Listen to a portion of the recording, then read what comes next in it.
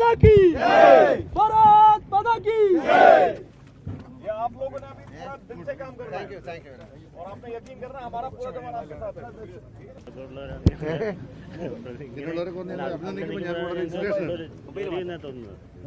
And sirs come here to motivate you.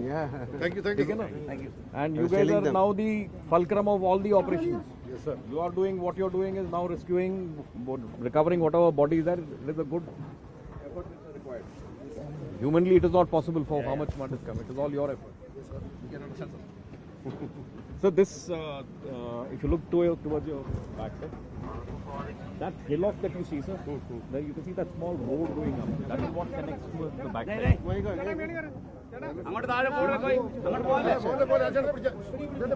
There are other problems. A lot of people have wells in their houses. When this slush has come, so those wells have become like proper quicksand areas. You put your feet inside, you will just go inside. Oh, right. So this, There are some wells inside also. wherever there's a house, there's been a well. Yeah. So we have been told to be Very little careful careful with the wells and all. So this entire, so the river used to actually go further down towards that side and then turn. നമസ്കാരം. ഇന്ത്യയിലെ ഏറ്റവും വലിയ ദുരന്തമായ കേരളത്തെ ഞെട്ടിച്ച, കേരളം ഇതുവരെ കണ്ടിട്ടില്ലാത്ത മഹാദുരന്തങ്ങളിലൊന്നായ വയനാട് ഉരുൾപൊട്ടൽ കേന്ദ്രത്തിലേക്ക് ദുരിതാശ്വാസ പ്രവർത്തനങ്ങൾക്ക് വേണ്ടി ഇപ്പോൾ ലഫ്റ്റനന്റ് കേണൽ, മലയാളത്തിൻ്റെ അഭിമാനമായ മോഹൻലാൽ എത്തുന്നു എന്നുള്ളതാണ് ഏറ്റവും പുതിയ വാർത്താ വിശേഷം.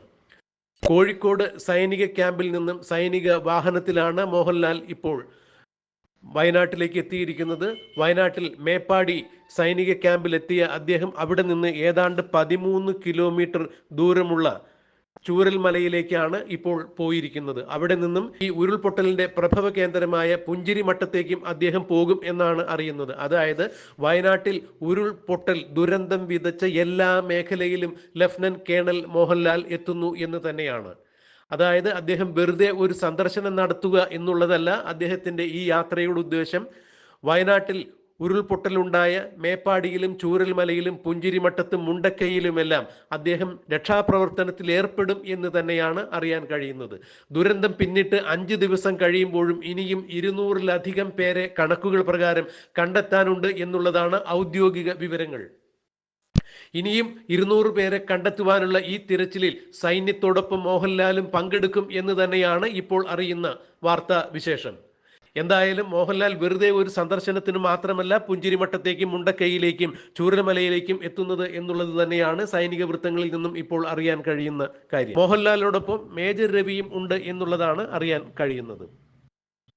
ദുരന്തം വിതച്ച വയനാട്ടിൽ കല്ലിന്മേൽ കല്ലവശേഷിക്കാത്ത രീതിയിൽ മേപ്പാടി പഞ്ചായത്തും ചൂരൽമലയും മുണ്ടക്കയുമെല്ലാം തിരിച്ചറിയാത്ത വിധത്തിലായിരിക്കുന്നു. ഏതാണ്ട് 450-ലധികം വീടുകളാണ് അവിടെ ഒലിച്ചു പോയിരിക്കുന്നത്. എത്ര മനുഷ്യജീവനുകൾ മണ്ണിനടിയിൽ പുതഞ്ഞു കിടപ്പുണ്ട് എന്നുള്ളതും ഇപ്പോഴും അറിയാൻ സാധിക്കുന്നില്ല.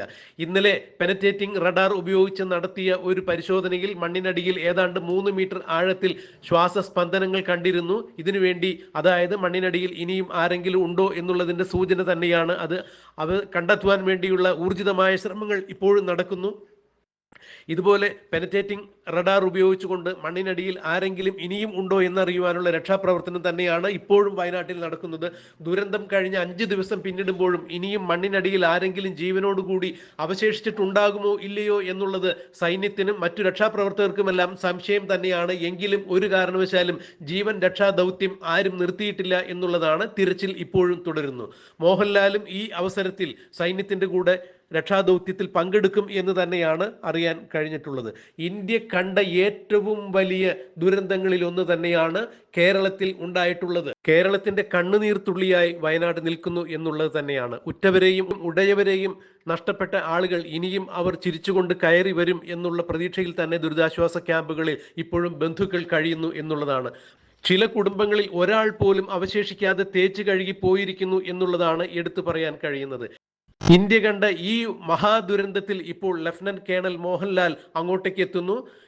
വയനാട് ഉരുൾപൊട്ടൽ ദുരന്തത്തിൽപ്പെട്ട ആളുകളെ പുനരധിവസിപ്പിക്കുന്നതിന് വേണ്ടിയുള്ള മുഖ്യമന്ത്രിയുടെ ദുരിതാശ്വാസ നിധിയിലേക്ക് ഇന്നലെ മോഹൻലാൽ 25 ലക്ഷം രൂപ സംഭാവന നൽകിയിട്ടുണ്ടായിരുന്നു.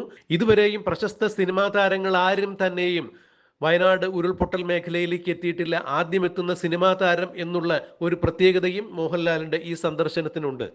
മലയാളത്തിലെ പ്രമുഖ നടനായ മമ്മൂട്ടി ഇന്നലെ 20 ലക്ഷം രൂപ മുഖ്യമന്ത്രിയുടെ ദുരിതാശ്വാസ നിധിയിലേക്ക് സംഭാവന ചെയ്തിട്ടുണ്ടായിരുന്നു. മമ്മൂട്ടിയുടെ മകനും സിനിമാ നടനുമായ ദുൽഖർ സൽമാനും 15 ലക്ഷം രൂപ മുഖ്യമന്ത്രിയുടെ ദുരിതാശ്വാസ നിധിയിലേക്ക് സംഭാവന ചെയ്തിട്ടുണ്ടായിരുന്നു. എന്നാൽ കേരളത്തിന്റെ കേന്ദ്രമന്ത്രിയായ സുരേഷ് ഗോപി ഇതുവരെയും വയനാട്ടിൽ ഉരുൾപൊട്ടൽ കേന്ദ്രത്തിലേക്ക് എത്തിയിട്ടില്ല എന്നുള്ളത് എടുത്തു പറയേണ്ട സവിശേഷത തന്നെയാണ്. എന്തുകൊണ്ടാണ് അദ്ദേഹം ഇതുവരെയും വയനാട്ടിലേക്ക് എത്താത്തത് എന്നുള്ളത് അറിയില്ല.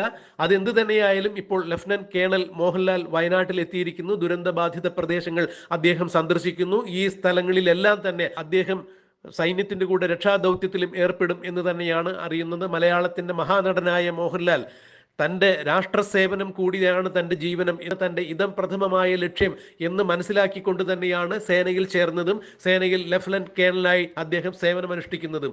തൻ്റെ നാട്ടിൽ ഒരു ദുരന്തം ഉണ്ടായിക്കഴിഞ്ഞപ്പോൾ മോഹൻലാൽ നാട്ടിൽ ദുരന്തത്തിൽപ്പെട്ടവരെ സമാശ്വസിപ്പിക്കുന്നതിനും ദുരന്തത്തോടൊപ്പം ഞാൻ ചേർന്ന് നിൽക്കുന്നു, എൻ്റെ ജനതയെ സമാശ്വസിപ്പിക്കാൻ ഞാൻ എന്നും എൻ്റെ നാടിനൊപ്പമുണ്ട് എന്നുള്ള സന്ദേശം ഓതിക്കൊണ്ട് തന്നെയാണ് ഇപ്പോൾ ചൂരൽമലയിലേക്ക് എത്തിയിരിക്കുന്നത്. മോഹൻലാൽ ചൂരൽമലയിൽ എത്തിയതിൻ്റെ വിവിധ ദൃശ്യങ്ങൾ നമുക്കൊന്ന് കാണാം. ये आप लोगों ने अभी पूरा दिल से काम कर रहे हैं। थैंक यू और आपने यकीन करना हमारा पूरा जमाना आपके साथ है। ഇങ്ങനെയുള്ളവരൊക്കെ വന്ന് എന്നെ അഭിനന്ദിക്കുമ്പോൾ ഞാൻ വളരെ inspiration And sirs come here to motivate you. Thank you And you guys are now the fulcrum of all the operations. Yes, sir. You are doing what you are doing is now rescuing, recovering whatever body is there. It is a good effort which is required. Humanly, it is not possible for how much mud is coming. It is all your effort. So this, if you look towards your back side, that hillock that you see, sir, there you can see that small road going up. That is what connects to the back side.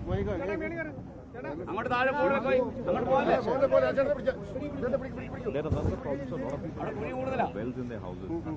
When this slush has come, so those wells have become like proper quicksand areas. You put your feet inside, you will just go inside.